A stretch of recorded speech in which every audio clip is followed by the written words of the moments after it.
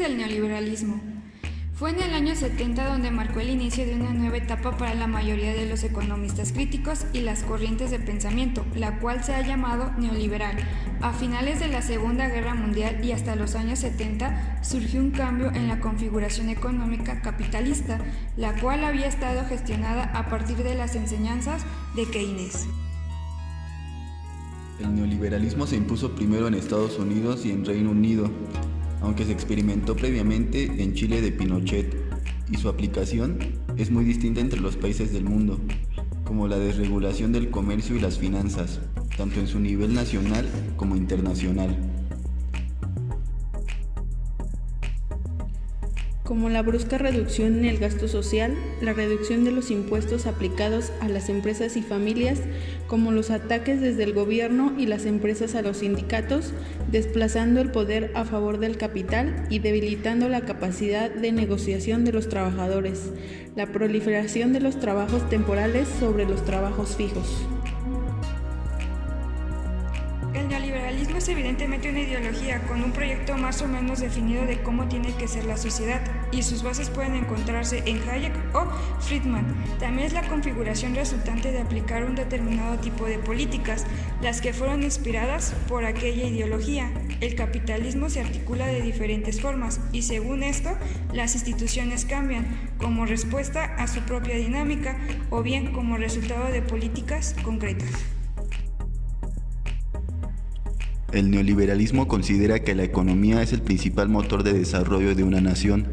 Por ello, además de considerar que todos los aspectos de la vida de una sociedad deberían estar subordinados a las leyes de mercado, defiende el libre comercio para propiciar una mayor dinámica en la economía, lo cual, en teoría, debería generar mejores condiciones de vida y de riqueza material.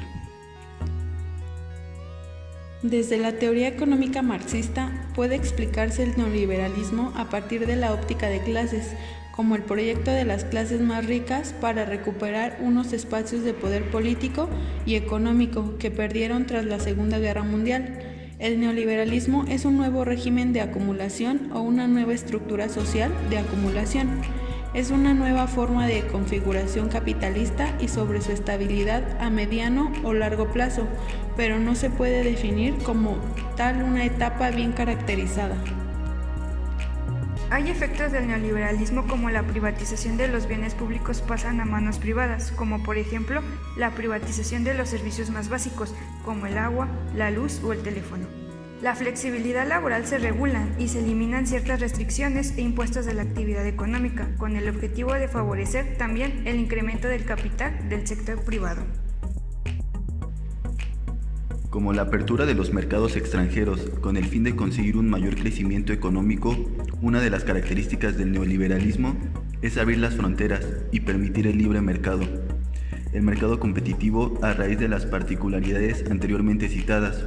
Se trata de una economía que favorece el mercado libre y es muy competitivo, y como la responsabilidad individual frente a la colectiva, que esto significa que los individuos son iguales ante la ley, pero a la vez tienen una serie de habilidades, por lo que deben prosperar y ser individuos independientes, que generen el crecimiento del ámbito económico y social del país.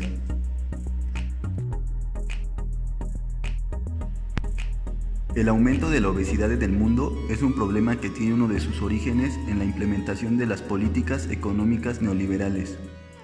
En México, el súbito incremento de la obesidad coincide con el ingreso del país en los tratados internacionales, afirmó Tomaso Gravante, investigador del Centro de Investigaciones Interdisciplinarias en Ciencias y Humanidades de la UNAM. Según el análisis de Gravante, en México existen experiencias de activismo alimentario que pueden agruparse en 4 grandes familias. Los proyectos sociales de restaurantes y comedores, donde se encuentran casos de autoempleo que promueven prácticas de autodeterminación alimentaria.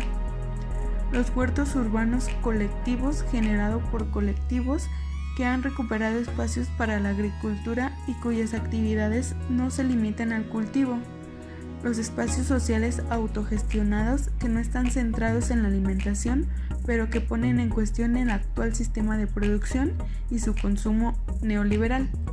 Y las redes alimentarias alternativas conformadas por productores de agricultura familiar con relaciones laborales basadas en el respeto.